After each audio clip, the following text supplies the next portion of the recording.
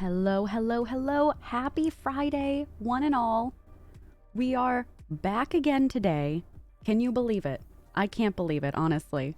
Uh, I'm super, super stoked and super happy to have Misha crossing with us today. Yay! Hello, I'm excited how, to be how are here. you doing? I am so good. I'm excited. Been Good. I love it. thinking about this all morning. I was Oh my watching God, your yes. and Confetti's stream yesterday, and it was so Oh, good. thank you. Yeah. I've only watched it back just a little bit, to be honest with you, because I'm afraid I've just been crying like nonstop the last few days between playing Unpacking and having that beautiful interview with Milady Confetti that I'm like, you know what? We need to conserve the liquids right now. Let's hold off. Let's wait another day. I feel um, you. I feel you. Thank you so much for joining us. Would you like to tell us a little bit about yourself? Sure, yeah. So my name is Misha, and I'm Misha Crossing on all of the platforms, and I stream on Twitch full time. My pronouns are she, they. Prefer like a mix of both of them if you're thinking about it. Um, and I also identify as bisexual or queer. I kind of hop around between those labels, and yeah, I play a lot of Animal Crossing and Nintendo and cozy games, and it's a queer, cozy, neurodivergent ADHD time in all of my content. I love it. And it honestly, well, let me take us back a little bit because I Uh-huh. found you several years ago when you were on YouTube playing Animal Crossing New Leaf.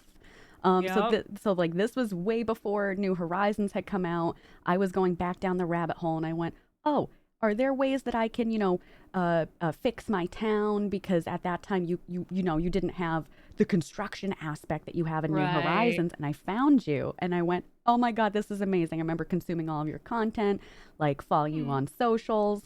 Um, would you like to talk a little bit like about your content creation journey from there to where you are now? Yeah, absolutely. Well, let me just gonna make sure I retweeted Oh, sure. things to make sure people know where we are, that they No can come hang worries. out. Yeah. Took care of my dog and gave her a bone and then just sat right down. Yeah. Okay. Fubu's been acting up today too, so I feel you on Yeah, that. she's just very energetic and needs all the distractions she can Mm-hmm. get. So, okay, hi. Yeah, content creation journey. So I guess I technically started making content on Tumblr back in the day. Oh yeah. Yeah, I had an Animal Crossing Tumblr because I got obsessed with New Leaf in college Mm-hmm. and made a Tumblr and just started posting on there and ended up growing followers there that liked like my town designs and whatnot. And they encouraged me to make YouTube videos of like a let's play of Animal Crossing. And I would make like guides for kind of like landscaping your island and making bells and things like that. So started doing that on YouTube, which was so fun getting to like start a new town from the beginning and watch or like have people kind of like watch and play along with me and see that Yeah. town develop, which was really cool, and grow a community kind of based around that. And I posted other guides and things like that. Um, and I met at the time her name was Keyblade Sarah, but now Sarah Key. I met her through Animal Crossing Tumblr way back in the day, and she's how I found out what Twitch was.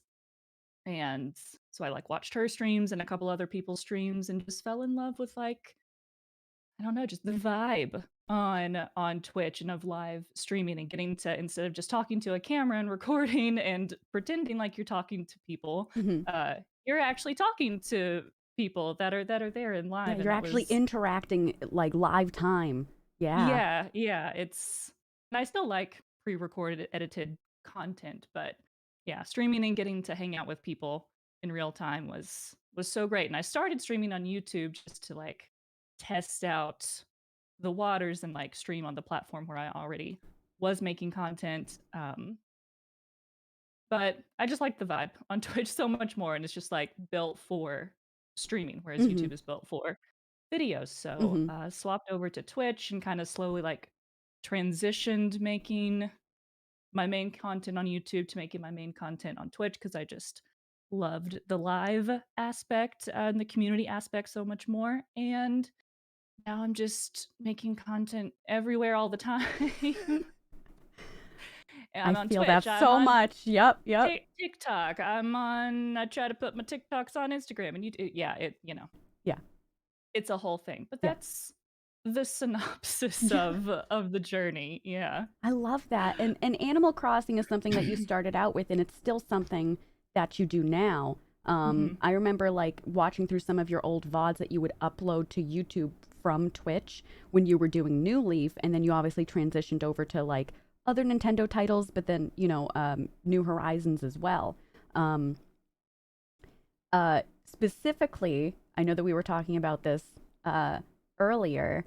Um, you had done this educational stream with Toph, I believe Toph Games. Is that Toph's handle full? Ooh, I think you're combining. There was one stream that I did that was the educational LGBTQIA plus stream on my channel, and then there was the stream That's on right. Trixie Mattel's channel, That's which it. was Okay. for like a Pride Animal Crossing American Heart Association kind of. That's it. And Yeah. that was with Toph, was the Trixie Mattel Yes. one. That was it. Okay. Okay. Do you want to talk a little bit about that and how cool that is? Because when you told me, I was just geeking out. I was saying, oh my God, I love Toph. Toph is an incredible creator. And Trixie Yeah. Mattel. Oh my goodness. Yeah, it was so fun. There were some really great creators in that stream, and like it was for the American Heart Association, so like we were talking about, what they do a little bit, but we were also just focused on talking about like pride and talking about the LGBTQIA plus community and kind of how like Animal Crossing has brought a lot of the queer community together and kind of like just how big of a queer community that there is Yeah. in Animal Crossing. And that's something that I'm sure we'll talk about more specifically in a minute, but it's a Mhm. good segue into like me accepting my queer identity. Was kind of realizing how many queer folks were in the Animal Crossing community without me even like being out and being vocal about uh, being in the LGBT community yet. So yeah, that Yeah. stream was kind of all about that and just kind of hanging out in Animal Crossing. I And Trixie love Mattel came that. to my island Oh, and I fangirled. yeah. Big time. I mean, hello, it's Trixie. How can you not? Yeah, yeah, absolutely. But it was so fun. Cool. Well, that kind of, like you were saying, is a segue into my next question. During your content creation journey with playing Animal Crossing or any of the other titles, have you always been out?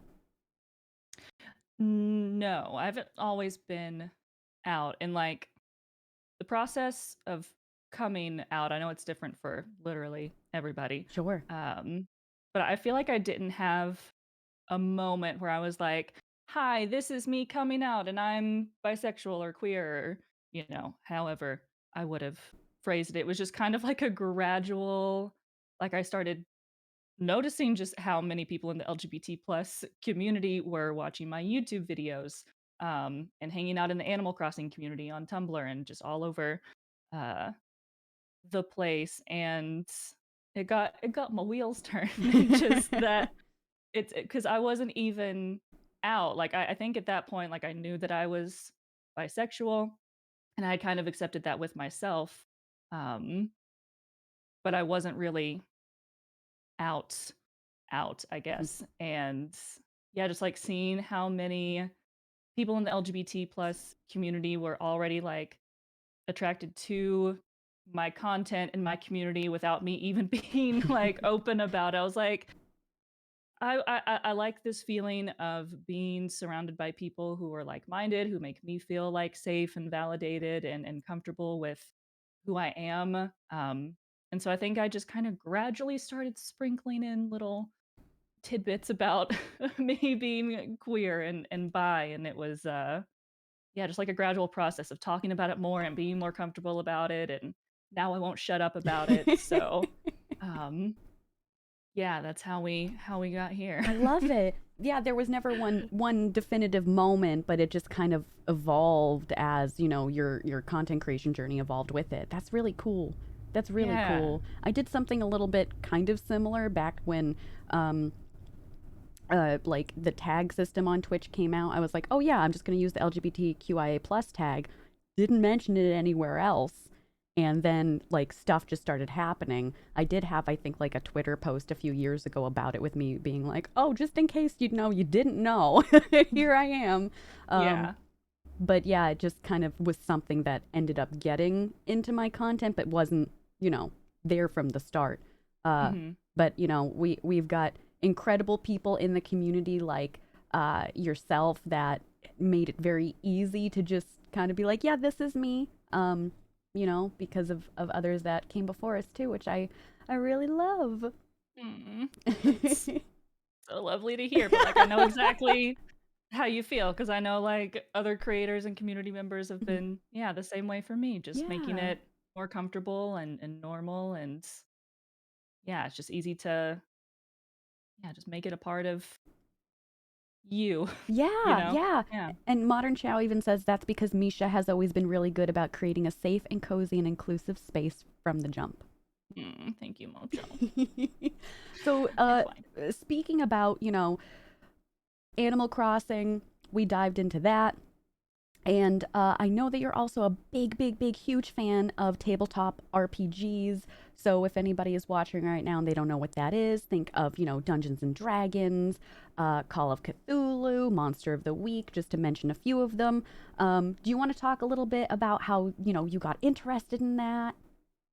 Yeah, so I think I've always been kind of passively interested in D&D and tabletop RPGs because I've always been such a huge fantasy nerd, like Lord of the Rings and the like. I've always Yes. loved high fantasy so much, and yeah, playing a game that's just basically you're kind of in Lord of the Rings, is so appealing, and you get to make the choices and make your own character and just be anybody you want to be. So it was always appealing to me, but I didn't really always have people to play with. So I started watching. I think I'm trying to think if I started watching actual plays before. I think it was kind of around the same time that like my partner Joey and I happened to find some real life friends who one Mhm. was a DM and a couple other who wanted to join and play. So we started easing into playing together. And I think around the same time, I started watching streams of people playing D&D and tabletop RPGs. And Pirate the Salt Bay was actually the first one Oh, that I watched, which was on Saving Throw Show, which was DM'd by Abria Iyengar, and then the players were Vanna, Vanna. Yep. Neg Oryx, mostly Negs. Eric, Yep. Yep. and Terry Gamble, and I'm great friends with all of them now, which is like so wholesome and wonderful. Yeah. But they were like kind of my first exposure to actual plays of tabletop RPGs and seeing how just people that have been playing for a while and people that are comfortable in role playing can just like build a world and build a story and develop characters and relationships together. So that really kind of sparked my love for it. I already had interest in it, but yeah, that really catalyzed Right. everything. Right. Yeah.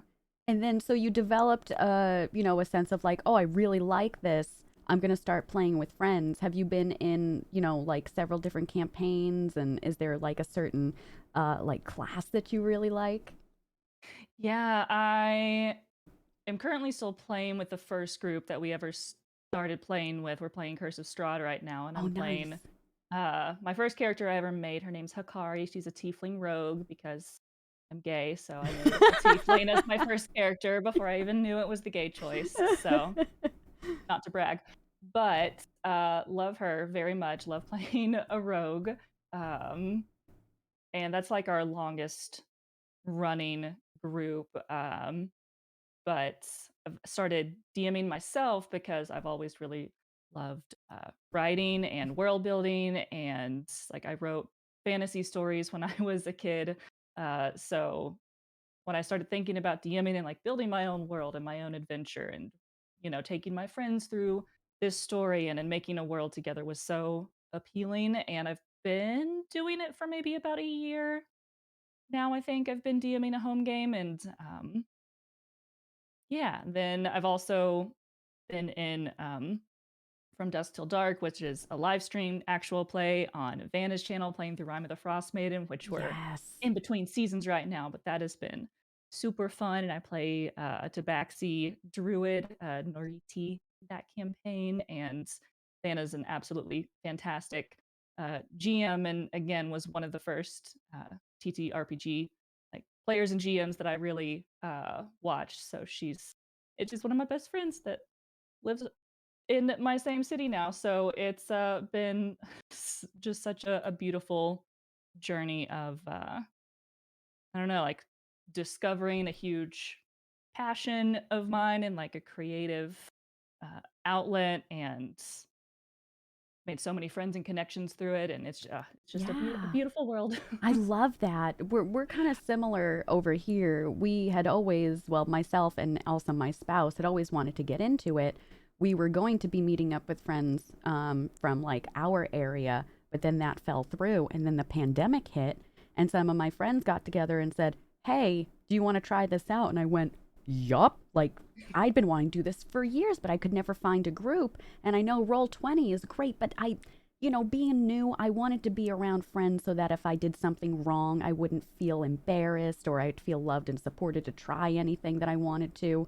Mhm. So I'm happy that Roll20 is out there, but it's nice to be able to play with friends who know you, and you can feel a little bit more relaxed in a friend type setting. But yeah, I Yeah. I love it so much, so much. So in terms of your TTRPG journey, I also know that it's a big area for LGBTQIA plus folks too. Do you think that they kind of go hand in hand in being able to like explore and be able to live different lives and have different backgrounds? Yeah, I think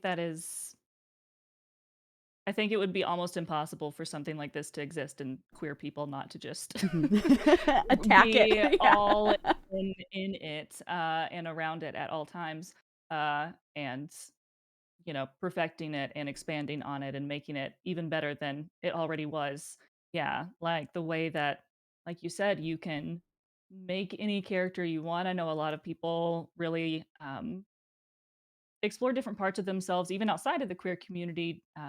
Tabletop RPGs allow people to explore parts of their personalities and interests, like within a fantasy setting that you might not get to in real life. And along with that, a lot of people will explore like gender identity and sexuality and romantic attraction and expression, just so many different things that you Yeah. can, yeah, just like take a little dip in and just try out and see how embodying that character makes you feel, and that can really help us along with our journeys in so many ways. And also it's just fun to Yeah. to just run around a fantasy world and be gay and just be whatever you want to be. It's just such a Yeah. beautiful freeing thing. Yeah. Yeah, big time.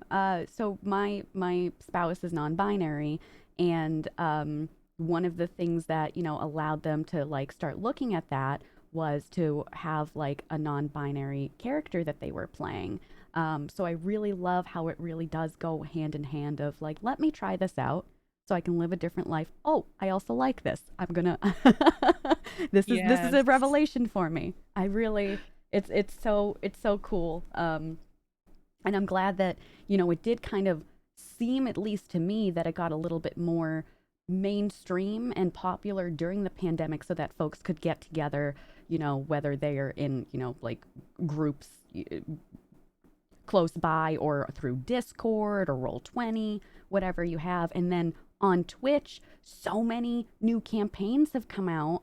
Do you have any like favorite campaigns that you watch on Twitch? Like obviously Critical Role is a big one for me, of course. I wasn't sure if there's any other ones that you're like, oh my god, these are must sees. Yeah, Critical Roles, everything has been Hmm. fun. The specifically the mini series that Abria GM'd was Yes. so cool to see, someone else come in and take the GM seat and Yeah. take this world that so many people loved and add such a fresh spin on it and perspective on it. So highly recommend Hmm. checking that out. I'm spacing on the name right now because if I sometimes Um, I'm trying to think of it too because I know I watched it and now I can't think of it. Uh, Is it Tales of Exandria? I think Exandria Unlimited. Exandria Unlimited. Yeah, that's the one. Yeah, yeah. And it was great seeing her in the DM role, and then I love seeing Matthew Mercer too. Just like be part of the table. And I know it. Yeah. He's usually one of the big faces of a Critical Role, and he's wonderful. But it was nice to be able to see, him like take a little bit of a step back, which was really cool too. Yeah, just to like play a character in the world he he made was so cool to watch. Yeah. So yeah, Critical Role and Abria's Exandria Unlimited and Critical Role. There is, if you're like new to tabletop RPGs, not to mention my best friend Vanna again, Do it, but please. uh, she runs a show on her channel called Pull Up a Sheet, Yes. which I just love the name of. And it's all about introducing creators and streamers who are new to tabletop RPGs, like introducing them to the hobby. And Vanna will GM sometimes, and sometimes there'll be guest GMs. And most of the people who are playing are new to tabletop RPGs, or at the very least new to streaming them. Um, because streaming a tabletop RPG is Oh god, it's a a whole different thing. whole Yeah. different thing than Yeah. just chilling with some friends playing on Roll20 or around a table. Um, so that's a really great one to check out, if especially if you don't want to commit to like a long-term campaign. There are lots of episodes where you can experience different adventures with different people, Yeah. which is really cool. And then one other I'll mention really quick is Into the Motherlands, Yes. which is a really, really cool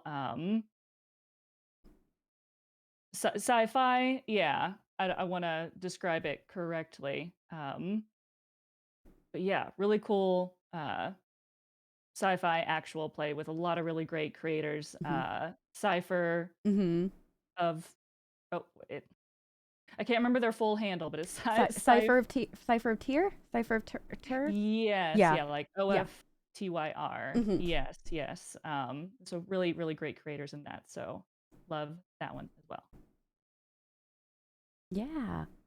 Those are absolutely incredible ones. And then we've also been watching too on Amazon right now. If you do like anything TTRPG, we've been watching Vox Machina. So we're going to be watching the next 3 episodes tonight. That has just been phenomenal. Yeah. It's something that we ended up not watching the first season. Like I know that you could go back and they started in the middle of it with Critical Role, but we just kind of jumped in from season 2 and started Hmm. watching them. So this is all brand new to us and we've really been enjoying it. Yeah, it's so so fun. I've been doing Yeah. watch parties of the new episodes, Yeah. and yeah, they're all so fun. I love that. So back to where you were talking about how it's very different for, streaming something that's TTRPG on Twitch. Twitch as a platform, I know that has it's wonderful because you get all types of different creators on there, and you also get all different types of content on there. So going from like Nintendo to TTRPGs to just chatting, etc. Do you think that Twitch is doing enough to uplift LGBTQIA plus creators on the platform? I mean, no, because we can always be improving. Absolutely. I mean, there's definitely great steps that they're taking with adding the LGBTQIA plus tag and the Hmm. pronouns tags, and they'll do, like a Pride Month event where they'll feature LGBT plus streamers and things like that. Um, so there are a lot of great initiative and steps being taken. Hmm. Oh, hi, Cypher. Yeah. Just me waving. Hi, Cypher. Fancy seeing you here. um, oh no, I have ADHD. I lost my train of thought. Um, Totally what, good. what was I just saying? So basically that they've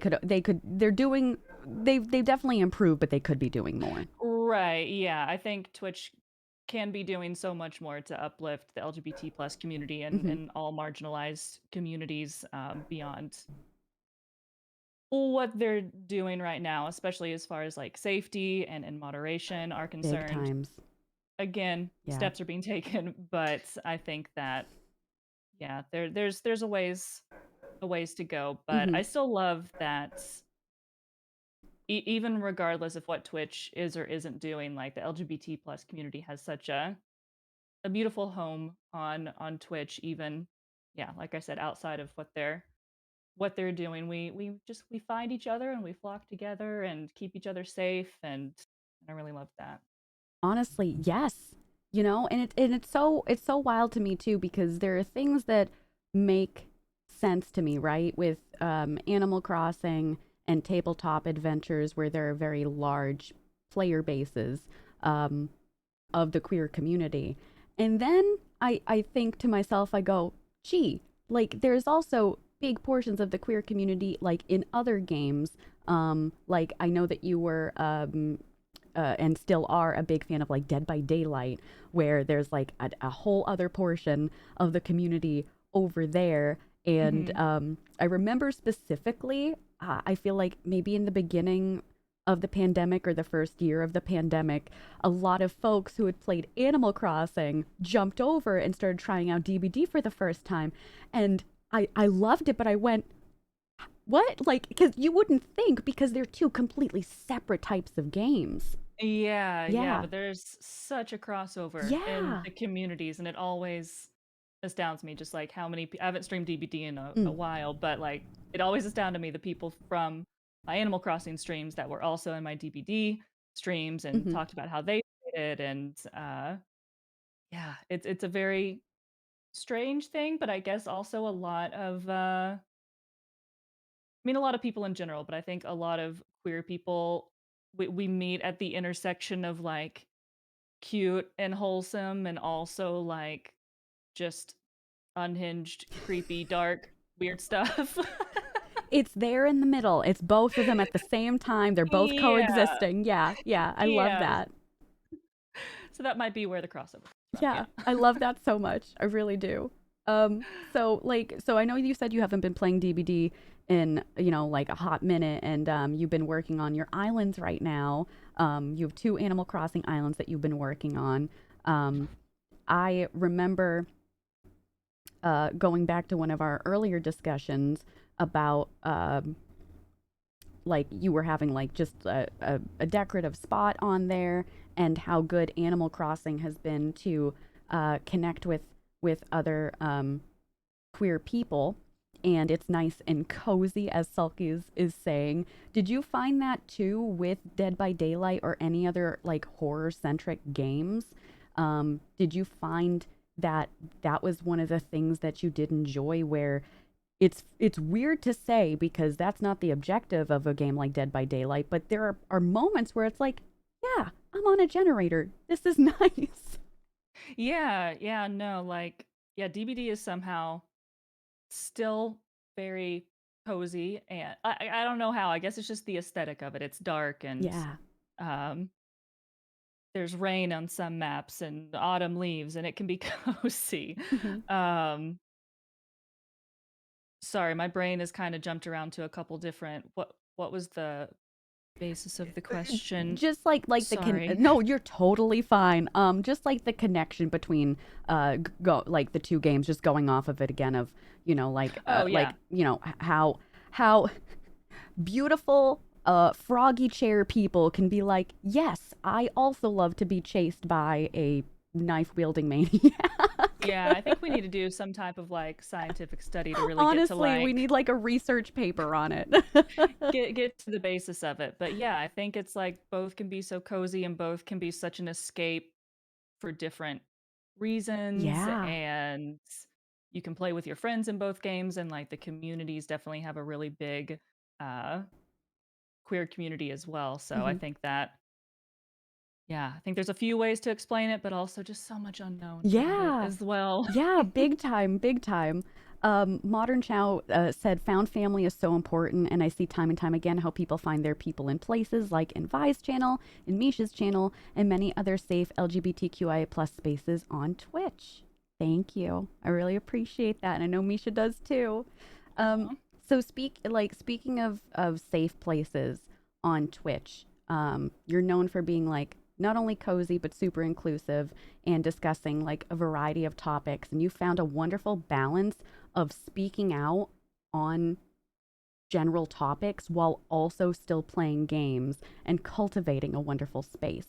Um, if somebody were to, come to you and say, um, what kind of advice would you give for somebody that is thinking about coming out, whether on Twitch, whether to somebody that they're close with? Do you have any sort of advice on that?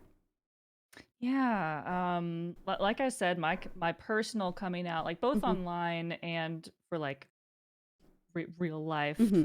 local people, was a very gradual, unofficial type of deal. And kind of like my point there is that there isn't like a traditional or like one right way to come out. Like if you're exploring your identity and you're wanting to talk about it, whether you're just exploring or like you feel like really solidified in a label or multiple labels and you want to, yeah, just start putting that into the world, you can do that in whatever way that you feel safest and most comfortable. For me, it wasn't like an announcement, a like sit down, hi, I'm queer type of thing, but a very gradual process. And both of those can, and anywhere in between, can be right for anyone. So don't feel like, yeah, you need to come out one way or you need to come out at a certain time. If you're not safe and comfortable with it, that is all right.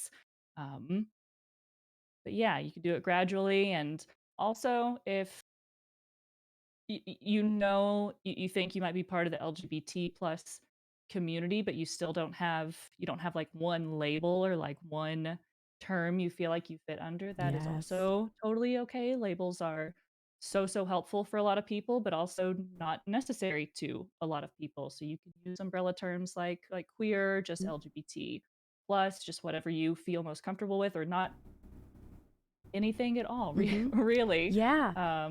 It's so different for For everybody, and everybody, I think yeah. that's Well, important to tell yourself. right. Fine. One of the things that we were talking about with Milady Confetti on Wednesday was that labels are incredible, but they can also be a box for people too. So sometimes it's a double edged sword. So if you feel like, you are part of the community, but you don't have an official label yet, you don't have to use that, or it can evolve over time. I did something similar with you where I definitely do identify as bisexual, but I love the umbrella term queer, especially Mhm. for some folks within and out of the community that are biphobic. I feel like if I just say queer sometimes, then I don't have to explain myself because Yeah. we have a limited amount of spoons, and sometimes I just want to exist without you know getting a rundown of everything. Right, Hmm. exactly. Yeah, you don't wanna say whatever label or term you have and then start getting questions like, "Oh, well, have you had a girlfriend? Oh, well, Yep. aren't you with a man?" Yeah, like, none of these things are relevant to me being Yeah. bisexual or queer. Exactly. Yeah. Yeah. So many times, and oh my gosh, we could talk about this for hours, just this Yeah. question alone. But yeah, it gets very really frustrating. Something else that I've seen on Twitch, I don't know if you've gotten this at all too, but with using like any of the tag system, I primarily use the LGBTQIA plus tag.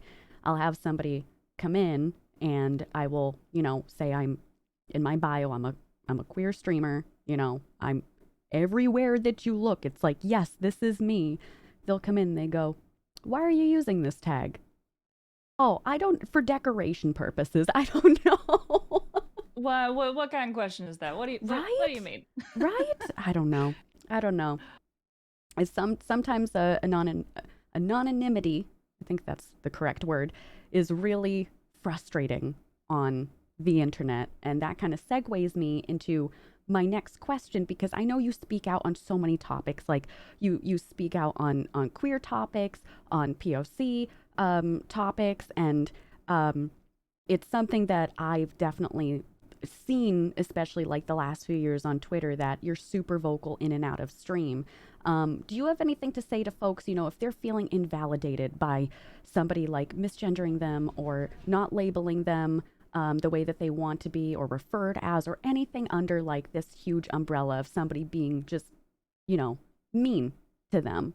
Um, like, how do you garner the energy to speak out on, you know, speak out about Yeah. somebody else or, you know? Yeah, I think it's a learning process Hmm. of just like measuring your own like mental bandwidth and energy and spoons, however you like to uh describe it, but because you can't fight every single battle and talk about every single thing or you'll Right. just, You'll burn you'll out.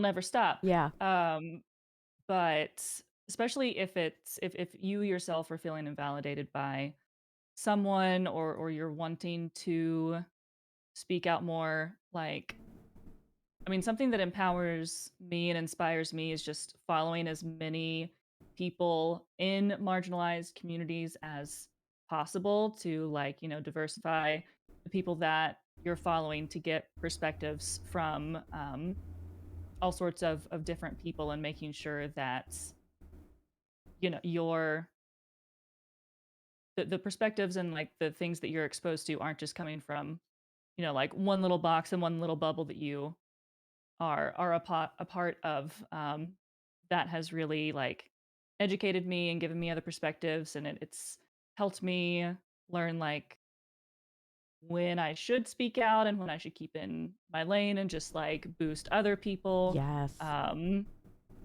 but yeah, I don't know, gaining that confidence to like stand up for yourself and tell people this is not how I want to be treated. Hmm. It comes with time and practice, but I think we really have to tell ourselves that and surround ourselves with people that make us feel valid and uplifted, and Yeah.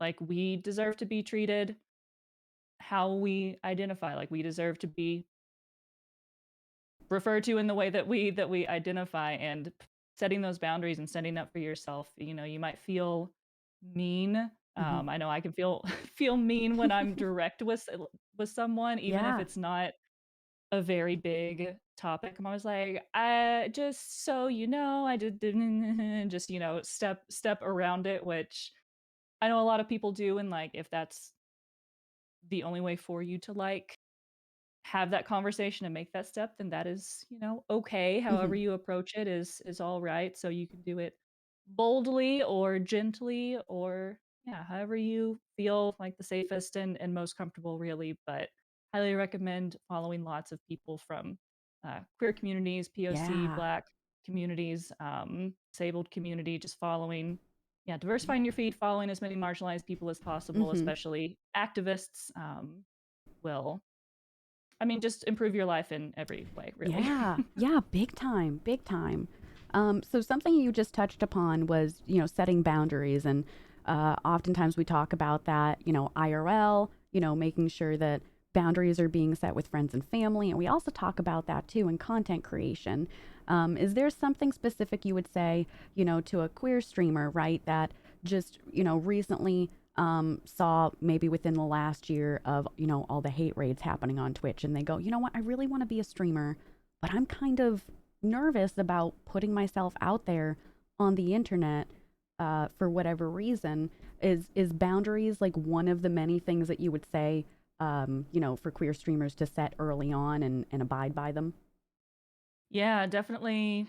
Yeah, setting boundaries and rules and norms for how you want your community to be and how you want to be treated and referred to as, yeah, is a great way to, like, if you're nervous about, you know, putting yourself online, like that is totally normal. Like I'm nervous about putting myself online and I've been doing it for Mm-hmm. years. So Yep. like being nervous is okay. But yeah, I think if you really establish those boundaries, put things in your about section and like timers in the chat, and if you're starting out streaming or making content and you don't have like friends to moderate for you or anything like that. If you do, get friends to moderate for you, and Mm-hmm. make sure that they are versed on your boundaries and what you want to be like acceptable and unacceptable. Um, but being really, really clear about that can make a world of difference, because if you're not clear about your boundaries and the type of community you want to have, then kind of everybody will wander in and think that this is a space Mhm. for them, when it might not be, if they're, a bigot. Like, Right? you don't you want to be very, very clear that this is a queer space. This is, fill in the blank uh type of space. So when you're vocal about that and like you put that out into the world, then that will like come back to you, and that's the type of community and space you'll cultivate. And you'll still encounter awful people and bad feelings, and um that is going to happen, and it's okay to be heard and nervous and stressed by that. But yeah, I think if you're really intentional about it, that's, yeah, can make all the difference. Yeah, that's the big part, and just being firm with everything that you're standing for your own validity. I love that. Yeah. Yeah, yeah.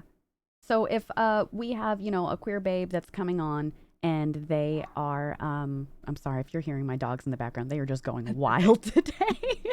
Mama's working. If you have a beautiful queer babe and they end up being, a non-binary friend, have you ever had an instance where somebody on stream or on Twitter or anything has misused like your pronouns, and how did you go about dealing with that?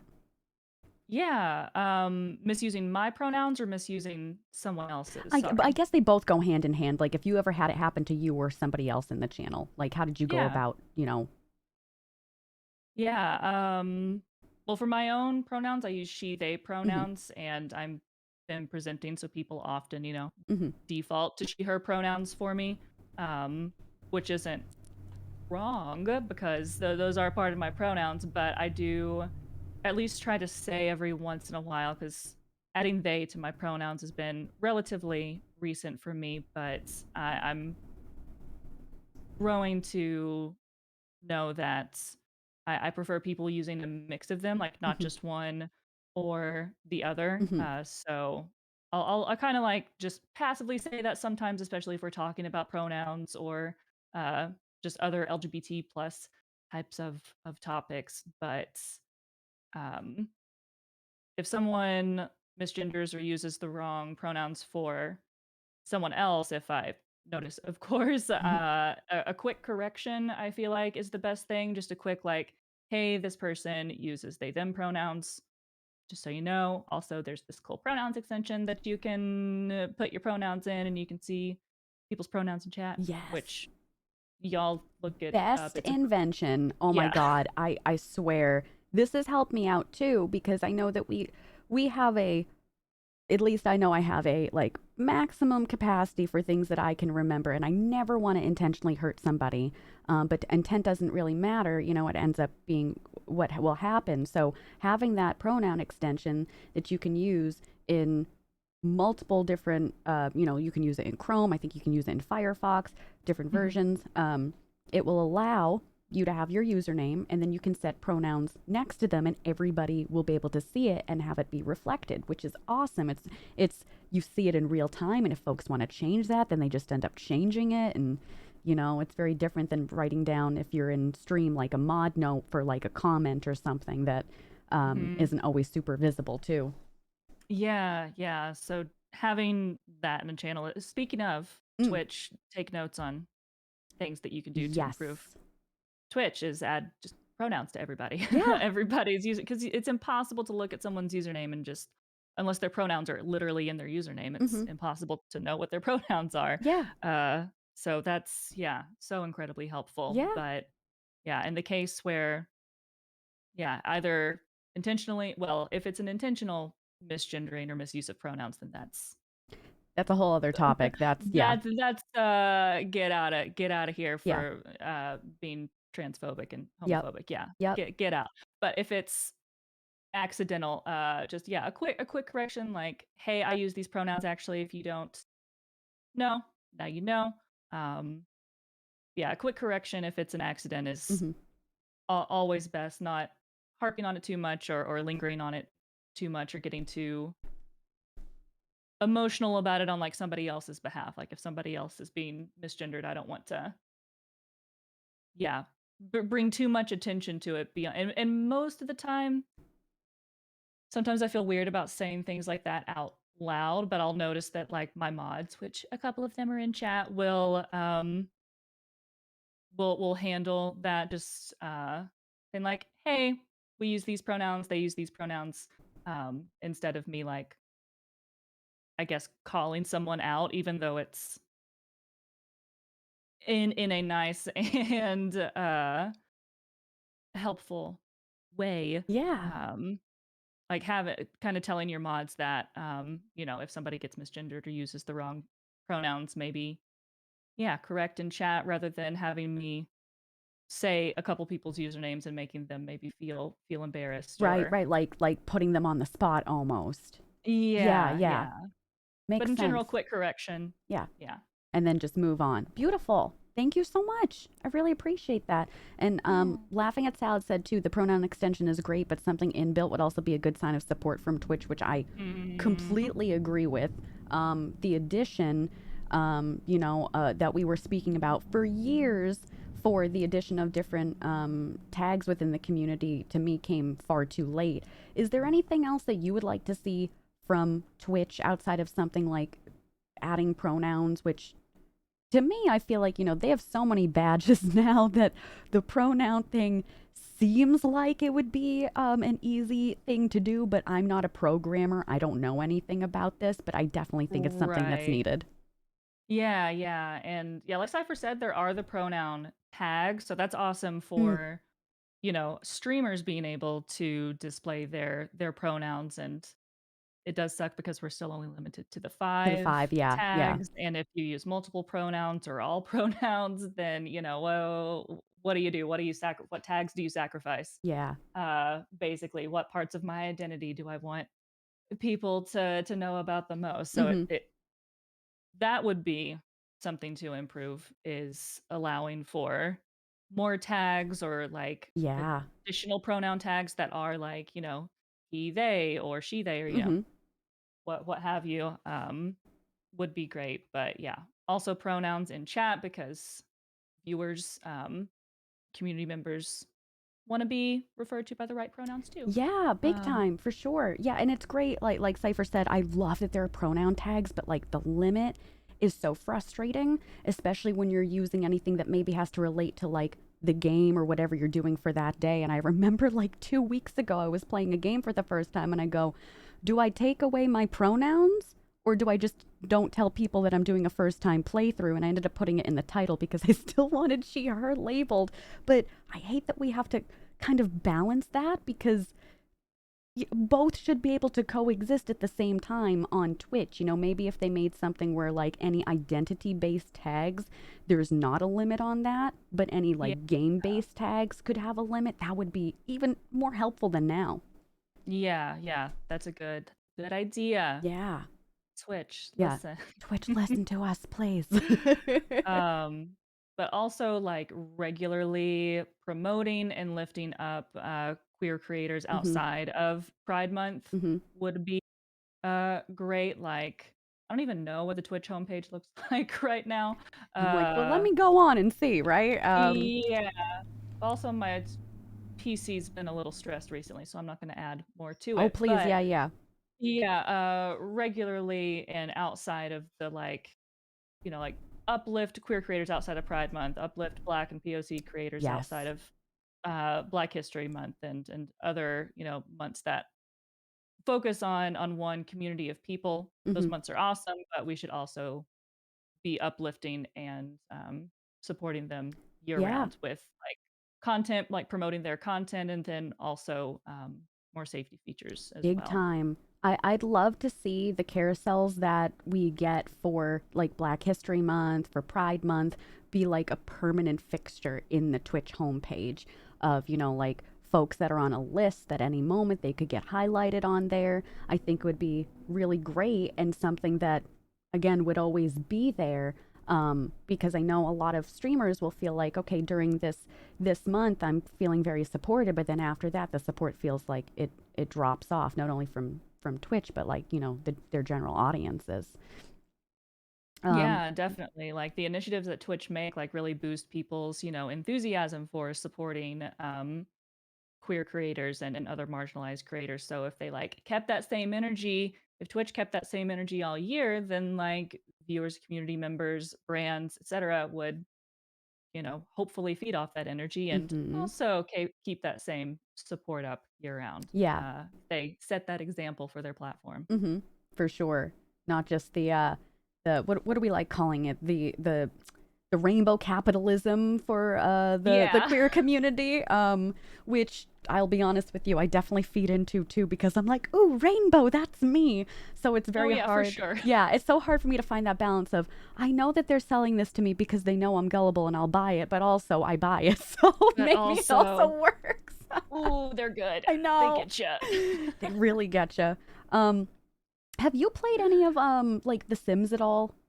Are you a fan of The Yeah. Sims? Yeah, I've done mostly like building and Okay. decorating in The Sims, but I also like making Sims and doing some gameplay here and Yeah, there. I just got really excited because at some point next week, I've been playing The Sims since like the first iteration. I've always been a Sims fangirl. I don't stream it. It's like I keep the game for me, for Yeah. off stream stuff. And they have a wedding pack coming out next week.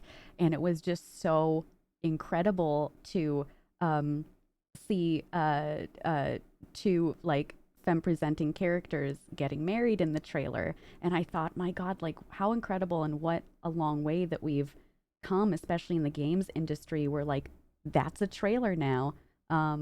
Is there anything that you've seen like either in video games or it could be music, movies, TV shows that you like saw yourself in?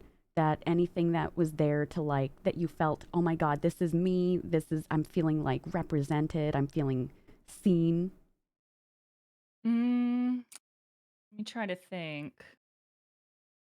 I'm sure there is. This is one of those things Oh, that please, yeah. when I'm trying to think of the answer, You're not gonna think of it. Yeah. Yep. all content I've consumed ever, I have forgotten. Uh, so I'm not thinking of anything immediately. Did you ever play anything sort of okay, now I'm not going to think of the name. Right. The remaster just came out like a week or two ago. It's the story of like a butterfly effect and this girl can basically change the course of what's happening with her friends Oh, and she Life is Life Strange. is Strange. Did you ever play that one? Yeah, yeah, yeah. Yeah, That was yeah. actually one of the first games I streamed on Twitch because I Hmm. had mostly been doing Animal Crossing Oh, and Nintendo. really? Oh, I Yeah, didn't so know Life that. is Oh, neat. yeah, I think that was the first like yeah, like story-based game that I streamed and Hmm. yeah, that was a really really beautiful story and Hmm. getting to see like um young women kind of struggling with life and struggling with identity and kind of figuring themselves out. Yeah, absolutely saw myself in that. So thank you for that I love reminder that. No, because you're welcome. that's a good I one. honestly didn't know, but I go, that's a really super popular one. I only played a little bit of it, but I remember like at the time everybody was cheering everybody on because it really was like a wonderful, representation and Yeah. they've got a big huge cult following too for the whole game franchise. Um Yeah. And I I just yeah. remembered one other one. Hold on, Mm, let me look yeah, please take your time. on my Steam list. I played it a few years ago for Pride. It's something home. Oh, I can search my games. That's nice. Like Gone? Yeah, Gone Home. Oh, I Uh remember Gone Home. That's the one where you're finding like letters or something, right? Yeah, you're Yeah. kinda, like, going to your family's house, which is empty, and you're, going through it, just kind of piecing together what has happened there, and I'm not, gonna spoil it, but because it's a beautiful game and a beautiful story, and I cried multiple times because of, like, how much I related to some of the things that, a queer person was describing, the struggles that they're going through, and yeah, it was really really touching and a little difficult in some ways. Like it definitely got heavy Mhm. at times, but in a way that made me feel very yeah, validated and understood. Like there was a character in a game and people who made this game that like get what I've experienced. So that was really cool. I love that. I love that. And it does, like, seeing yourself in the media that you consume. I wish that this was like the standard when we were younger, because sometimes I wonder too if, it would have taken me as long to find out who I was if I could have seen that just in everything that I've been, reading and watching and all of this stuff. I ended up playing Unpacking yesterday, and I think I mentioned that to you. And I said, this needs, like, if you're LGBTQIA plus, a cozy gamer, like, you need to put this on your wish list. Without spoiling anything, I cried about 3 times. Oh, And it was wonderful because it's a loose story between, like a puzzle type of game, but it reminded me of my spouse, coming out to me, and like that beautiful journey that we've shared together. Um, and it was just really, really nice to see. And I'm just glad that there's so many studios out there that are thinking about these things. And I hope that, like the younger generations, right, that they're they're just going to have so much that they're going to be able to watch and just see themselves in now. And that's great. yeah. Yeah, that makes me so happy. Like, I'm jealous and I wish I had it when I was a kid, but I I'm know. really, really happy to see more representation Mhm. for all types of identities in media. Yeah. Yeah, for sure. Well, listen, it is 1 o'clock.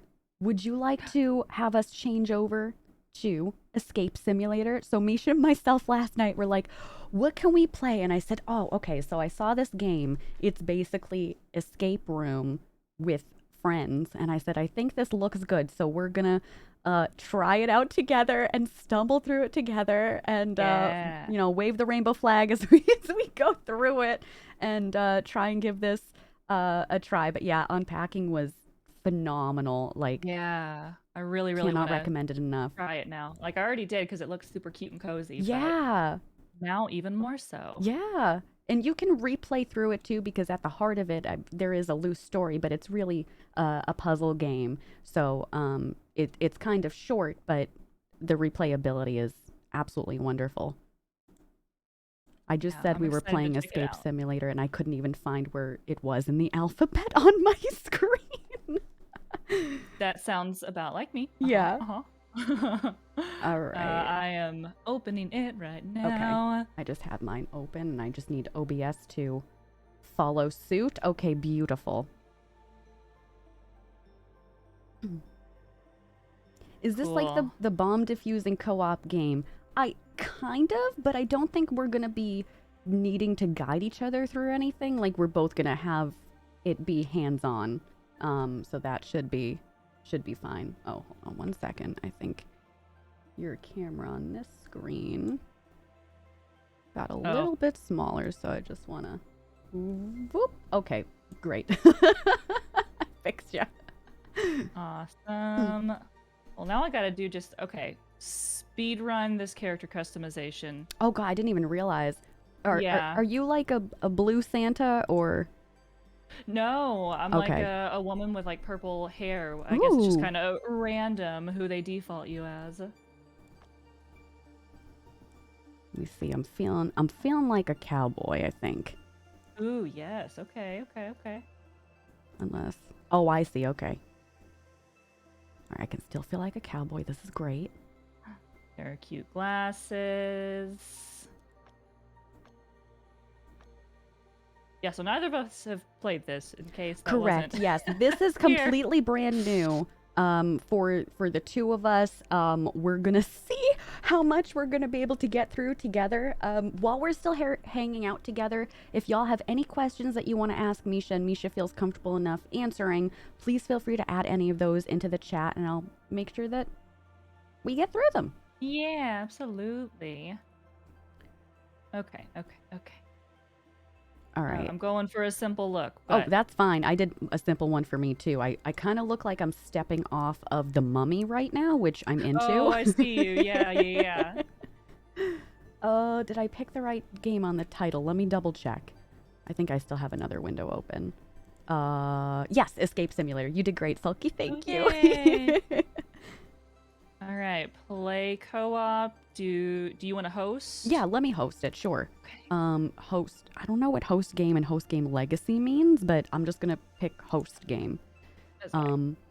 And then we can do the tutorial, I think.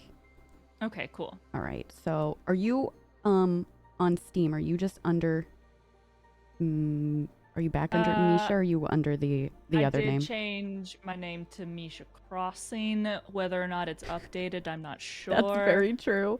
Sometimes it doesn't, see. but I think it should be. I'm not seeing you on here.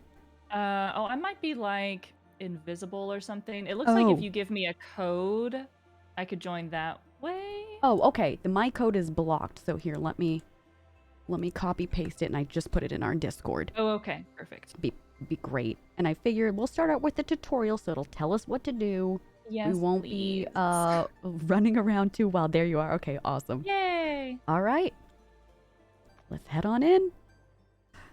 Escaping from a child's room. I don't know. This looks very scary. I just dropped my speakers. Everything's... You all right? Oh, everything's fine. That one's just gonna stay down there. Okay, we're good. You're all good. I don't know how that Oh, now my dog is barking. Yeah, Kubu's been just going over it today. Oh, right. Okay, you can... Oh gosh, hold on. Please, take your time. No worries. You can move around freely in the room. Try it now.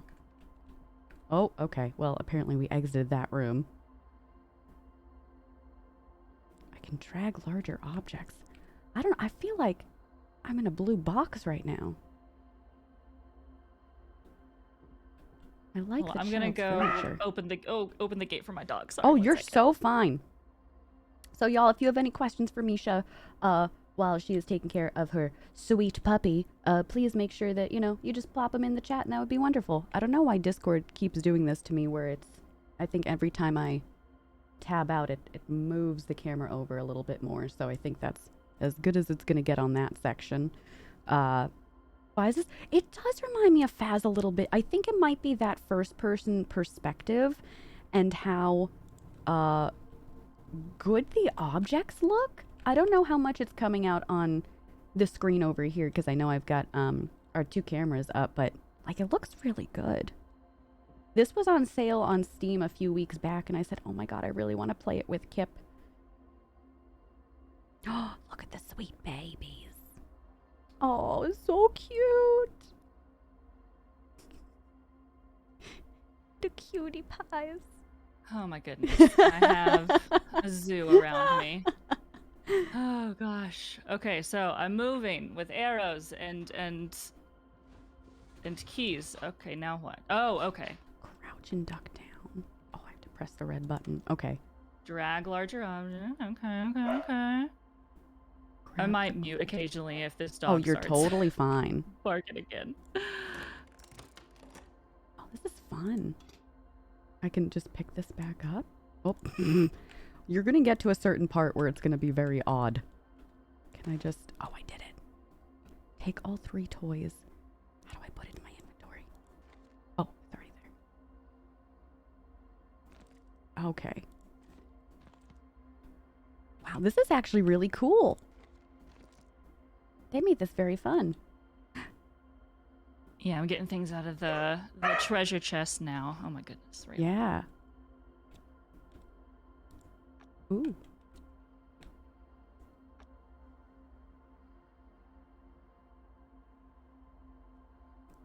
Two times? Oh. I'll just put stuff away.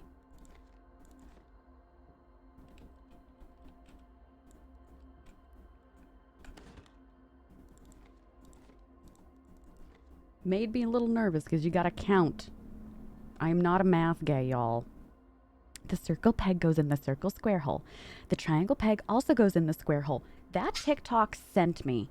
I Raven, I could not deal with that. Do you remember that one, Misha? Did you ever see that? remember that. That killed me. Oh my god. I had to walk away after I saw it. It was too much. I remember relating to it as a GM when you have an issue that you want your players to solve and they just completely break Yeah. the game and anything that you expected them to do. Right. Completely different. Yeah. Get 10 cubes. I'm trying. I feel like I have to do something else over here.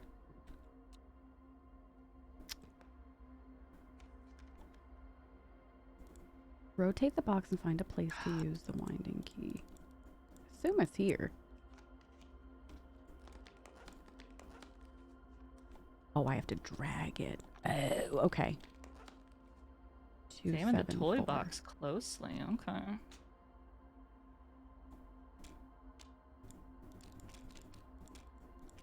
Oh god, I went by it.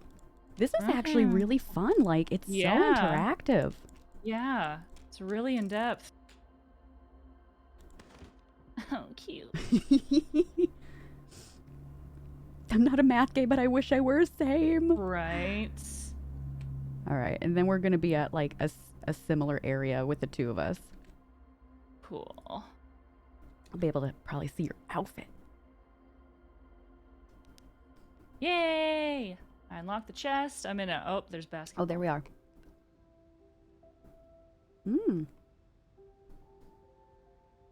Oh. Now we are here. Oh, there you are. Oh, hello. Hi.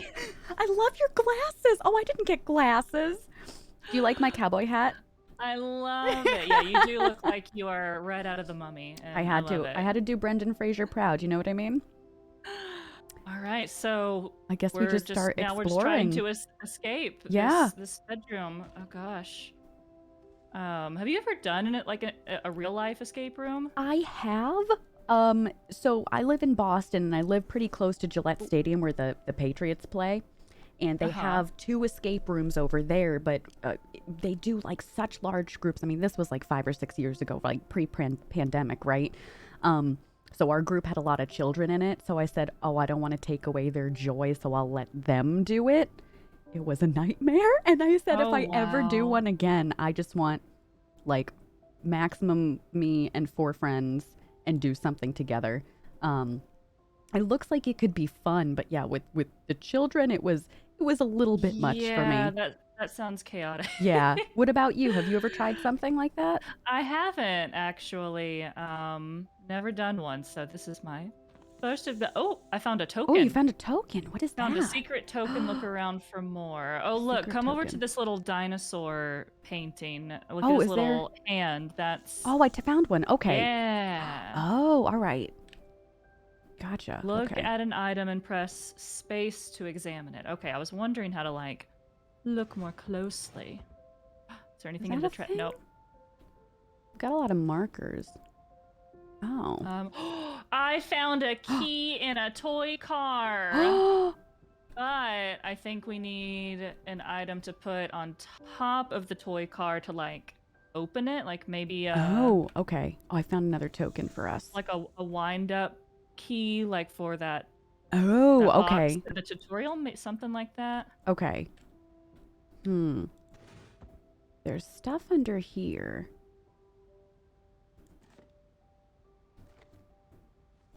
Can we take out any of these things? I feel like Oh, that I should found be another something. token underneath the like little space shuttle wing. Oh, nice. Ooh, I wonder if there's anything in the globe. Have you looked at the globe? I did. I couldn't find anything, but make sure to Okay. double check because, you know, oh, I don't need the ball. I'm mistakenly just picking up everything that I'm looking Yeah, no, at too. same. Yeah. A Cookie Monster trash can. It does, doesn't it? Slight parallel to TTRPGs. Yeah. I've seen that too. Oh, this, if we need a hint, I think this is a hint little button. Interesting. Oh, okay. You know what? I don't want to scare you. I want to try turning the light off for a minute. Oh yeah, go for it. See if there's anything that's Anything that like glows in Glowing, the maybe? dark. Yeah. Hmm. The row. Oh, there's... Okay. Couldn't see anything yet. I'm just gonna move this chair over here. Strong enough brick and willpower, but you will be thrown out of the escape room. So what you're saying That's is... one way to do it. Don't do that.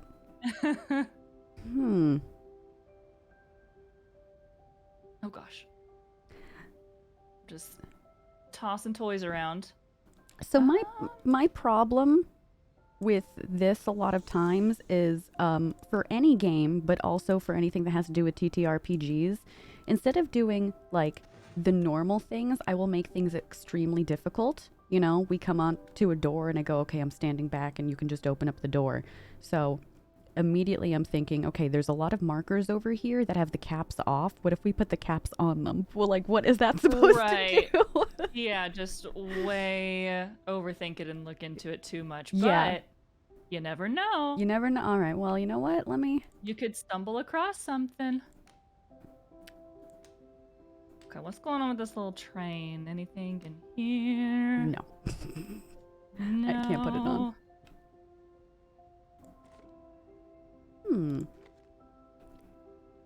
There's several little things. Oh. Oh. Where did we get these big ones from? Oh. Did they... Yeah, I have... Oh. Whoops, accidentally muted myself. I have the other, like, big blocks that you can... Hold on, I was looking in them. I found a token in one, but then... I don't know if we need to use them or I found it. It's under the pillow. Oh, nice. Okay, I take that, and we will put it on the... Oh, I have the car in my nice pockets. Oh, let's see. How do I... So if you have the car out and you can click and drag the key onto it from your inventory. Okay. Oh, yep. There it is. Oh! Look at that! And now I have the key. I love how it shows that on you too. Oh, that's so cool. Oh yeah, you can like see me doing it. Yeah. That is awesome. That's so does really this work cool. On the door? Yay! Achievement unlocked. Escape together. This is actually really cute. What do you think? Do you like it? This is very fun. Yeah, I like it a lot. This is really adorable. All right, so I'm having us exit to the menu, and then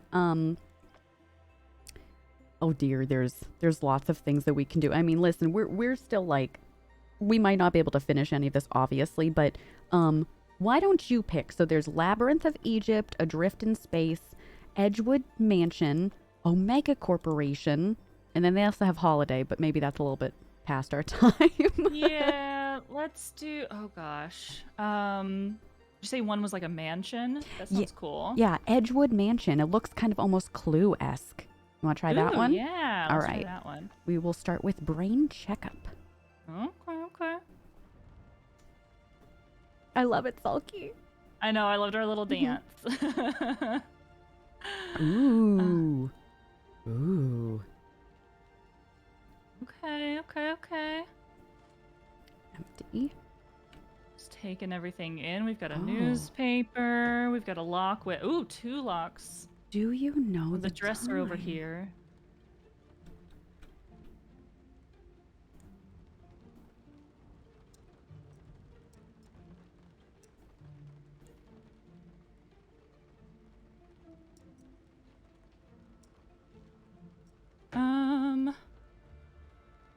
What's this newspaper? The old newspaper is what the newspaper's called. I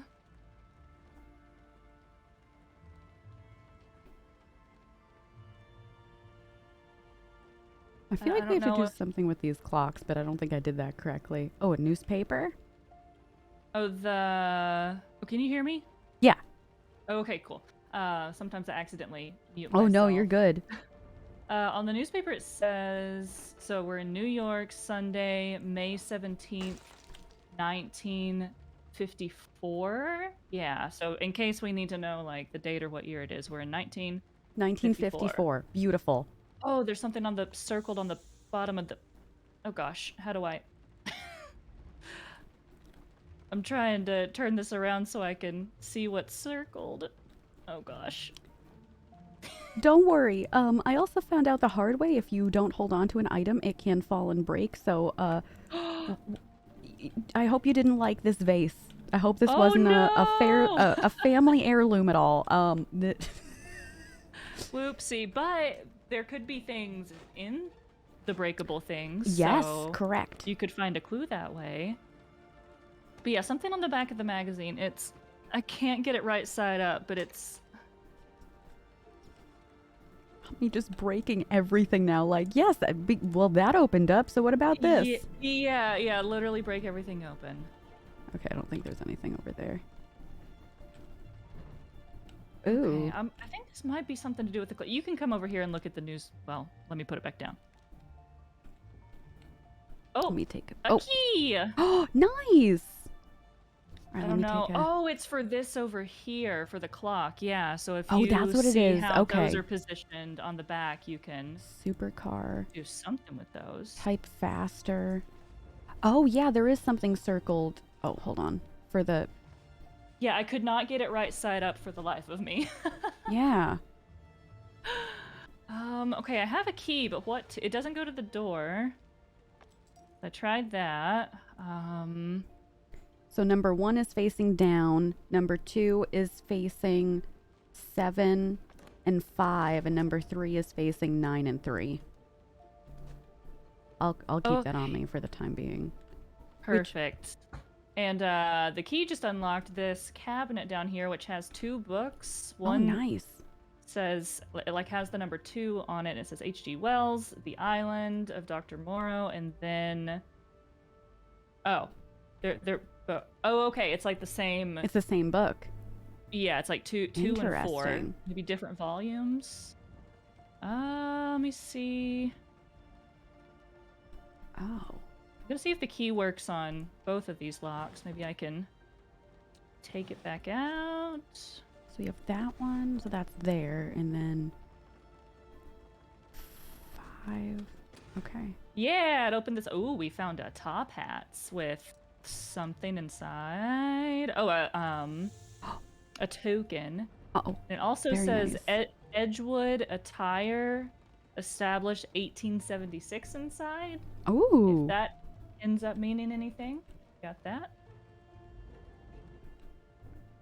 Just crouching over here. Anything in there? Okay. under? Oh gosh, I have an umbrella. Can I open it? I know. I'm trying to look at everything. I'm like, do I put on the glasses to look at something? Right. Got a Rorschach test. I can never pronounce this correctly. Oh, 2 out of 3. Oh, nobody will find my safe. Oh, I'm gonna keep that one.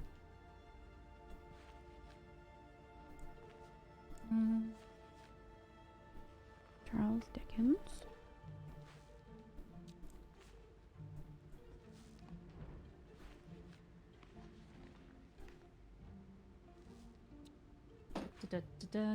Oh, I'm still crouching.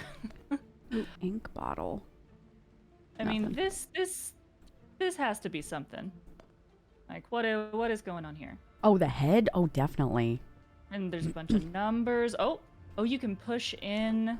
Ooh. The number. Oh. Okay, well now I want to hold on. Let me undo it. Maybe if I do it in sequential order. Or maybe there's a combo. Just gonna try sequential order and see if anything happens. 6. Oh, I was doing this one wrong because it's supposed to match the clocks that are there. Oh. Oh, I got it. Nice. IQ test. Oh no. She's a puzzle gay. Okay. Scary. Dr. Edward's intellect assessment. Find the odd one out. Oh, you're gonna have to look at this. This is weird. Ooh, okay.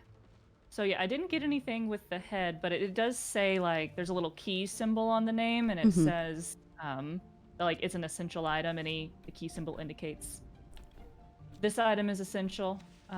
So I don't know if you ever see anything with like numbers in sequential order. Really need that. Oh, this is the IQ test you just picked up. Yeah, it looks like something is marked on there, but then nothing else is marked.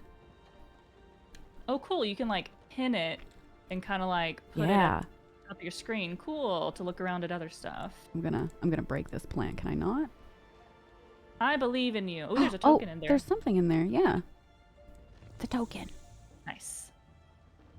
What does the token do, though? I don't know. I was gonna ask you. I'm like, does that have to equate to hints or anything? Right.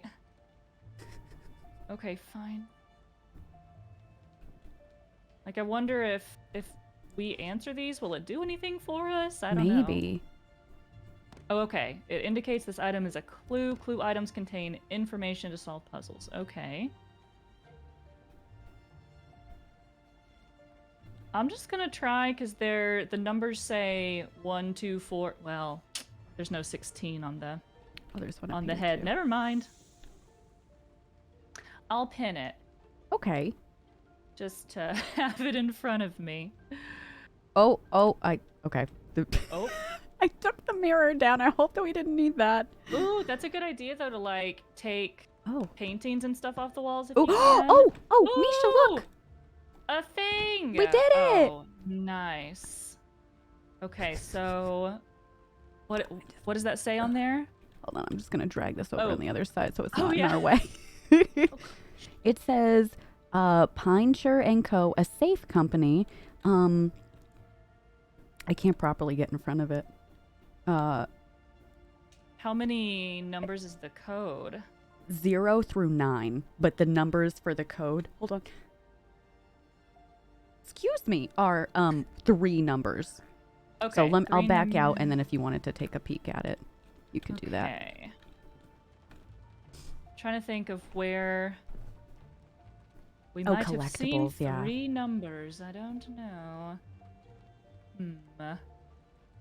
On the piece of paper that you have, there's 4 different numbers on there, right? Yeah, there's like here. I'll let you look at it.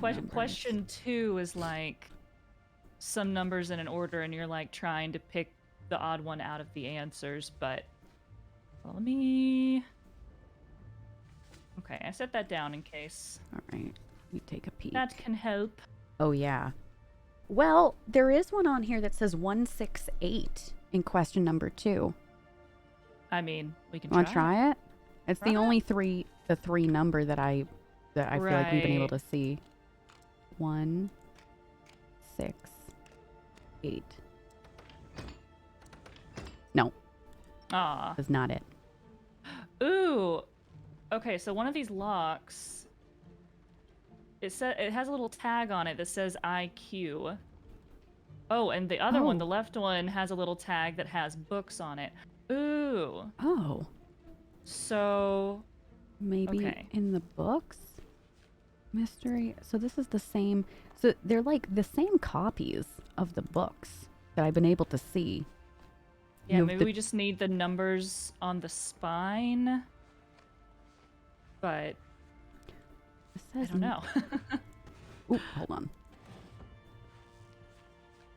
They're all May 1970. Yeah, there's nothing that I can see on the spine. Weird. Unless I'm missing something. Oh, wait a minute. Dr. Moreau is 1. And I think you said there was a 2 earlier. I think they're all the same, but they just have different numbers on the spine. Okay, so there's a 1, and then there's a 3. I'm gonna put those together. I think I found 2 and 4 in that lower cabinet. I'm like staring at this IQ test, trying to figure out what the clue is for the lock. Picture of the family, but nothing else. There's nothing for the Charles Dickens ones. Interesting. Oh yeah, the room is gonna be unusable. So just don't worry about it. Don't worry about it. Just gonna. Like, as long as we get out of here. You know what? They're rich enough. They've got somebody else that they can hire. It's fine. It's I'm sure it's fine. Just gonna take Okay, I'm putting that IQ test back down because I cannot figure out what the clue in there is, so I'm just gonna look at something else. Just gonna make sure. I'm gonna try and see if I can drag this over by the window and see if I can take out the chair at all. Is there anything else down there? Ooh, okay. The Rorschach test on the on the back, it says nobody will find my safe. Ooh, okay. Yeah, okay, dude. We found it. Right. Yeah. It does say printed 1823. Oh wait. Wait a minute. Oh. But it's only 3 numbers for the safe combo. Hold on. I think I might have something to go off of. So, The Mystery of Edwin Drood by Charles Dickens is May 1970. I think I'm going to try 1970 for the one with the book on it. All right. All right, let me try that. All right.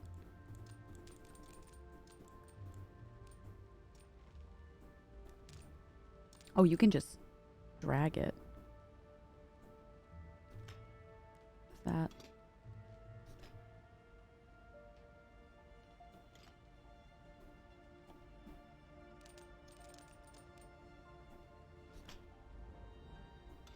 I'm trying it, but nothing's opening it. Might not be right. Goodness. Thought I had it. And that one is for the IQ. Okay. I'll take a peek at this one again.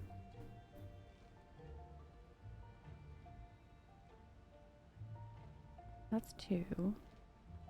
Interesting. This is tough. Ooh, okay, hold on. I need my handy dandy notebook here. I think I'm gonna be able to do the intellect assessment. So they're already giving us the first number, which is 2. And question number 2, it's basically doubling the first number. So that answer would be 32 on that side. And then what cube matches the unfolded? So we need to have the pattern on the top. But this side should be something else. Pattern. I think it could be 3. I swear I'm going to be a math guy. We'll watch you morph into one before our eyes. I know. All right. I'm going to try this, and if it's not, then we can do 1, 2, 3, or 4. I'll put this down in the meantime. I know, right from 1970? I don't believe it. All right, so this is going to be 2, 3, 2. Oh, Misha, I got it! Oh my god! Ooh. Wait, so how'd you do that? So I took this and I went through and I just used the numbers as the answers. So I did 2 because that was the one that was given to us. I cracked the second puzzle, and then for the third one, even if I couldn't get it, I was just going to use like all 4 numbers at the end and just try them all out. Cool. Oh my god. Amazing. I found a token inside an ink bottle.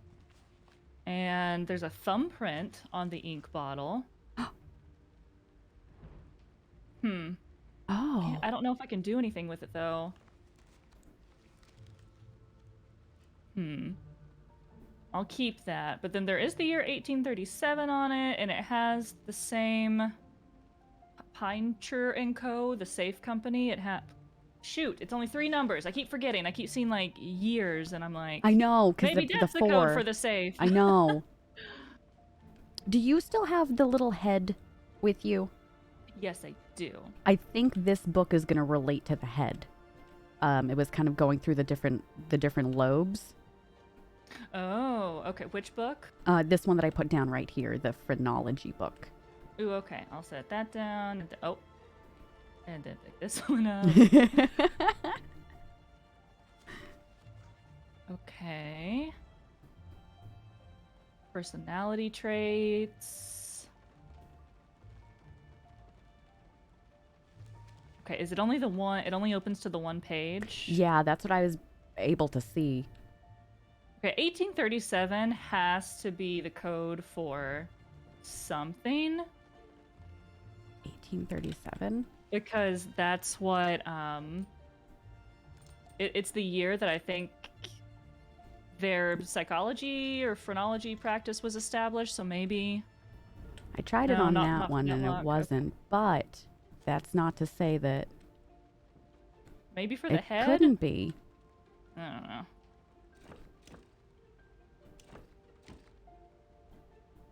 No. It's so Okay. cool because I can see you do it like in real time.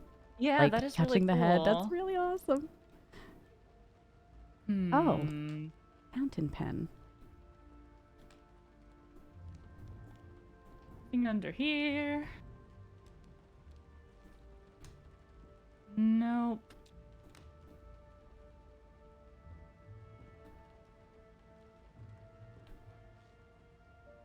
Okay. Where did Curtains? that book go? Yeah, this has to be... This book has to be what we use to solve the Yeah, head it's gotta be. puzzle. Okay, the latest psychiatric hypothesis is the brain is divided into sections responsible for specific personality aspects. The surface of the skull is affected by the underlying section of the brain, so a full personality assessment can be created by measuring on one's head. It is recommended that this method is used as a means of confirming current diagnosis. Okay.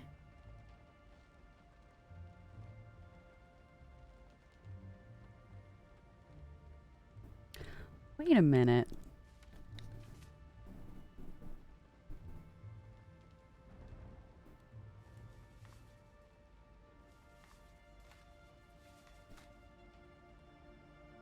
No, there wasn't anything on that sheet. I was like, okay, for the IQ test, I get that, but I didn't know if that had anything to do with like the certain area of the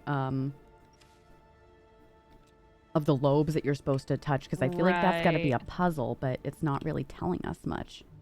Right. Do you want to see if chat has any? Yeah, chat. Ideas? Any ideas? I know you can't really see what I'm doing on my screen, but... Oh, what is that thing? Is it that, was like, something. it was like the so cap big to the ink bottle. Oh wait, you can open it? Yeah, there was one of the little square token things inside. Oh, okay. Yeah, but then there is a thumbprint on the ink bottle, and it says established 1837 on it, so... Interesting. There's a fountain pen here. I don't know if they're supposed to go together. I don't think so. I also don't think so, but Yeah. I'm gonna pick it up anyways, and you know... Random ideas 20 minutes ago. That's how I'm feeling. Listen, after the clocks thing, I'm like, we're done. Yeah. Here, can I throw you? Okay, that didn't do anything. There's one thing that you think is connected, laughing at salad. What do you think is connected? What? Tell us. Misha, can I see the head? Ooh, yeah. For the heck of absolutely. it. See if I can play around with it. Yeah. Looking at this picture to see if there's anything up with it. I don't think so. Yeah. You also think the numbers on the books connect to the drawer combination. I do too. Or I thought they did, but the problem is that there's only like 2 books that I've been able to find that have that on the spine. Here, I'm gonna put these in. Nope. Okay. Okay. If it's on the floor, we don't potentially need it. Yeah. So this. Okay, that goes over there. This one doesn't have any numbers. This also does not have any numbers. So it's only the red books that I've been able to find so far. that have the Yeah, numbers. so it's just 1, 2, 3, and 4 are the red books. And 2 and 4 were together. Maybe it's 1, 3, 2, 4, because 1, 3 were the 2 books that were together outside of the cabinet, and then inside the cabinet was the 2 and the 4. Okay. I'm at the point where I'm like, is this logical or is this nonsense? I don't know. Is there a way, like, if you get the combination right, it'll just open, right? I assume, yeah. Oh, you mean for the Okay. little things? Yeah, it just automatically opens. You don't have to do anything. Yeah, I just Okay. tried pressing all of the different lobes and nothing happened. Okay. I'm gonna try 2, Whoop. 4.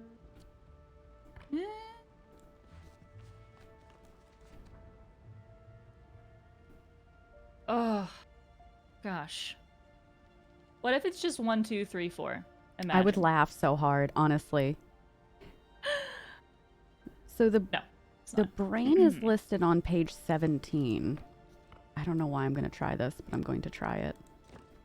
Part of me was thinking, like, no, trying to decide what personality traits this person has, like in the office that we're of, and selecting those, but it's kind of, it doesn't match up.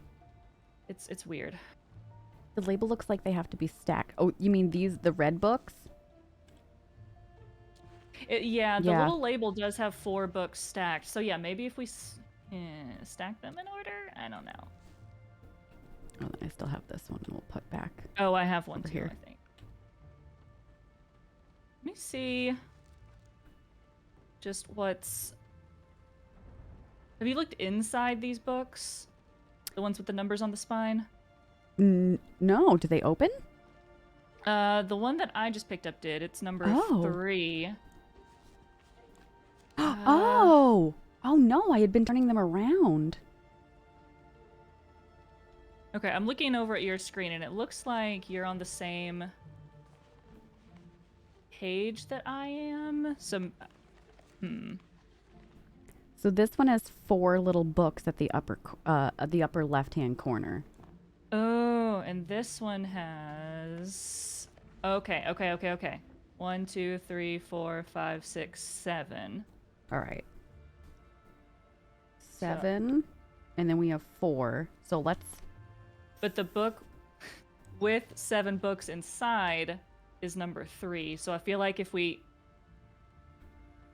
look at all the books inside and see like the little symbols of books, the one that has the least amount of books on the inside, that's the first number we put in, and so on and so forth. Maybe, that make sense? Yeah. I think so. So the number 3 book has 7 icons inside. And I had the number 1 book with the 4 icons inside. Okay, and then where are the other ones? They're probably, just tossed around under a painting. Or... Yeah, I was about to say, I'm like, I don't see them on my side, and they're the red books. Oh, hold on. Here's another one. All right. Oh, hold on. That was number... What? Hold on. Which one was... What am I just holding? All right, so this one is number 4. Okay. All right, so number 4 book.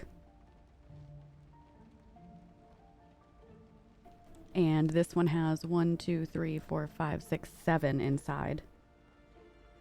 Okay. And then, so then I've got the number 2 book. book, and it has 4 books inside. 7474? Could it literally be that easy? Or some iteration of that? Either that or... You try it. Not 7474. Let's try 4747 if we're going off of... So each of the books have like... No.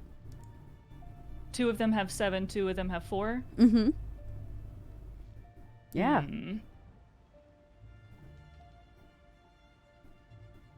Oh, well, unless we just go 4477. Oh, it opened! Misha! Oh my God! Let's go. Yay! What was in there? Why don't you do the honors of opening up that drawer?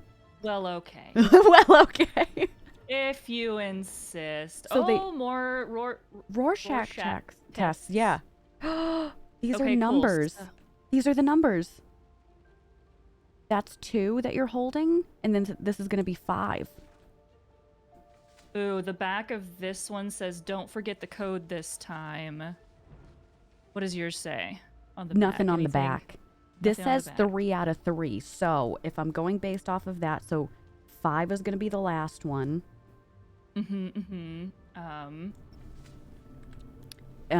What was our first one? I've got it right here. That.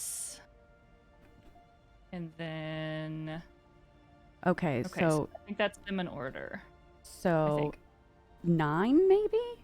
9, 2, 5. You want to try that on the little panel over there? Wait, what? Why is it 925? Sorry. So the Rorschachs, they're numbers that are getting reflected back. So if you look at one side and cut it down in the middle, it's a number. Oh, okay. I And I got you. I'm pretty sure that's 9. Okay.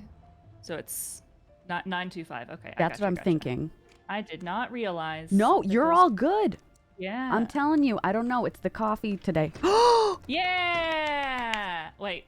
No? Yes? No? No. Yay! Yay! No? No! Wait. Oh my god. We're like, no, I don't think it's working. Oh man. Shoot. I could have sworn that was it. Well, it's definitely we're sort of. close. Oh, wait a minute. No, I did that backwards.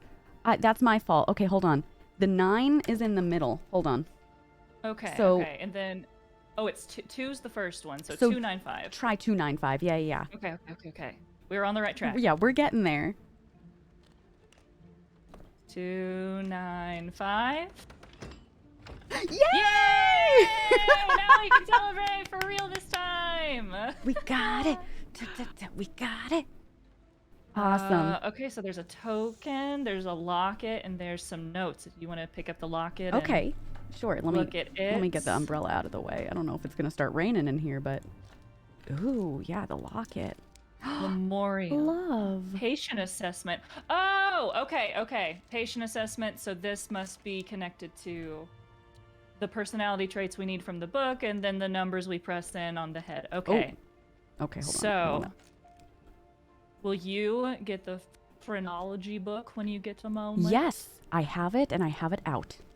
Okay, so this is saying the patient embodies a strong understanding of melody and language. So if you could note the numbers for like melody music and language, or something. So 6 would be music.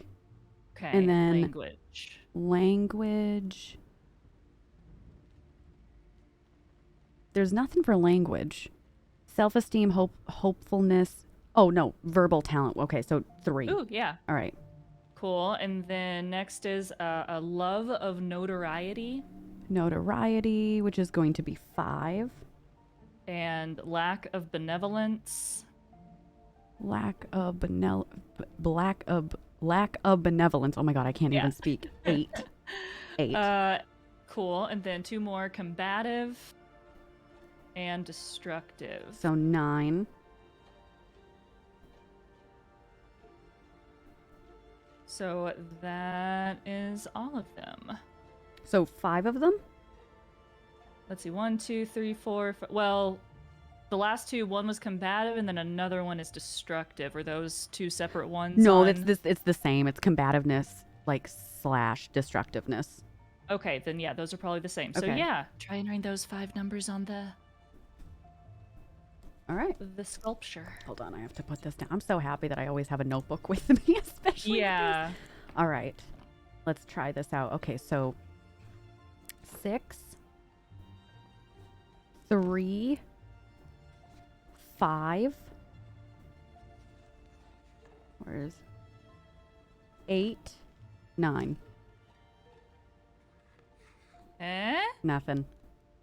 Aw. Let's Hmm.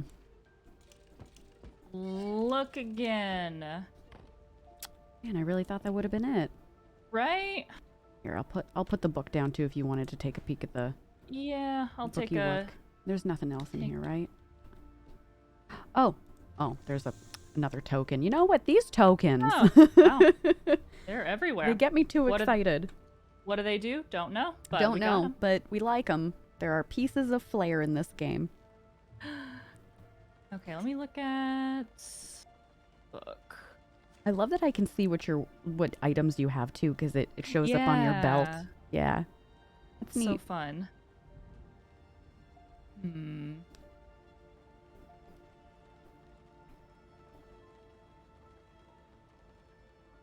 I don't know, maybe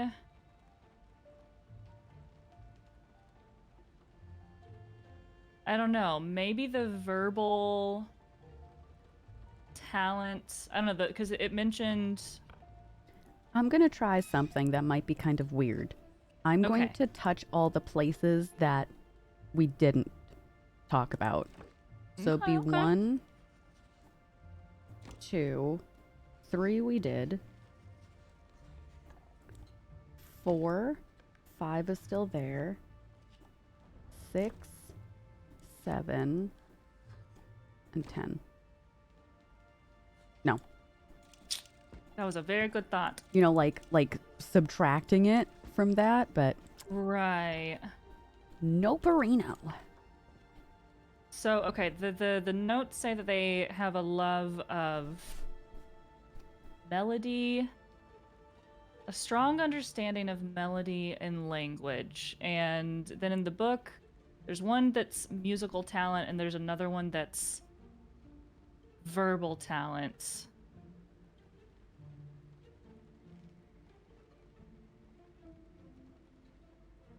Did you put down what were the numbers that you wrote down in what So, order? excuse me, I did 6 for music, Uh-huh. 3 for language, 5 for notoriety, 8 for benevolence, and 9 for combative.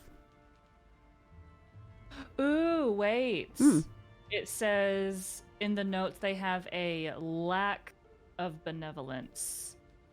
Oh, So, so no 8 then. so maybe no 8. Oh, Yeah. okay. All right. Let's try it again then. All Yeah, so right. take out So the let's 8. do.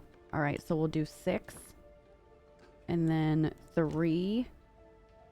Oh, hold on. Wait. I'm also doing this backwards. I think I was pressing 9. All right. Hold on. 6, 3, 5, and then 9. Oh, Misha did it. Yay!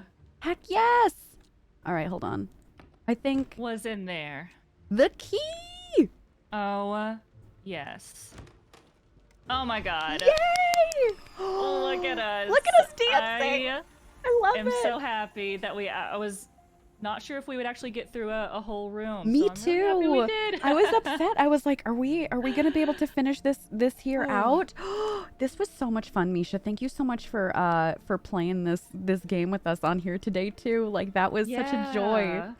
I can't wait to play this more now. I'm glad we tried it. Yeah, absolutely. I'm going to take us over to the other screen because we still just have a few more minutes. But I would love to ask from you if you would be able to tell everybody like where they can find you if they're interested in consuming more of your content.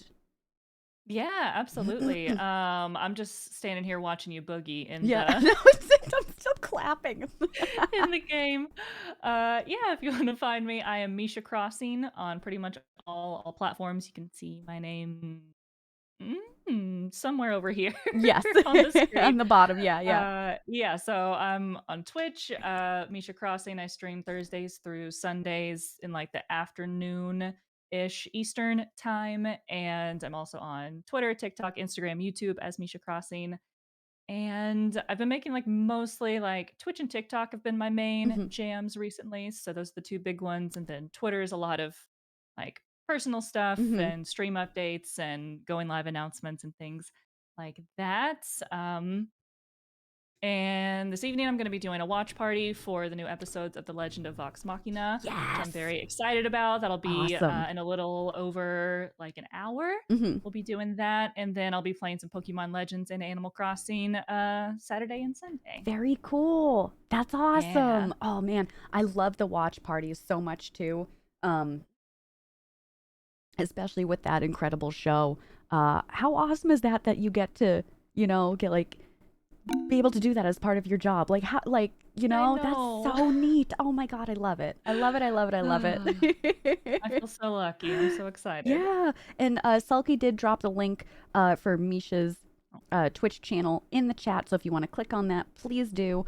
Misha's somebody that I've followed for many years now, and I'm like really blessed that we were able to get together today and, talk about, all the gay things and all the awesome things. And thank you so much for being on with us. I really appreciate it. Yeah, thank you so much for inviting me. I was so happy getting the message, and you're so welcome. It's been so fun. Heck yeah. So like you said, you just heard MischaCrossing pretty much everywhere. Also, Misha's TikToks are freaking hilarious. Love the recent one that you did, I think yesterday or the day before, that you put on Twitter because I was just howling. And then you've made great ones too, just like from Animal Crossing with a certain villager's hands. We can't really discuss that right now, but if you like Coco, go check that out. And then also TTRPG stuff too on TikTok. So yeah, definitely check them out. Awesome. Thank you. Misha, thank you so much. Y'all, I hope you have a wonderful rest of your day. Wonderful start to your weekend. We will be back next time. Take care, everyone. Go follow Violet as well. Okay, bye.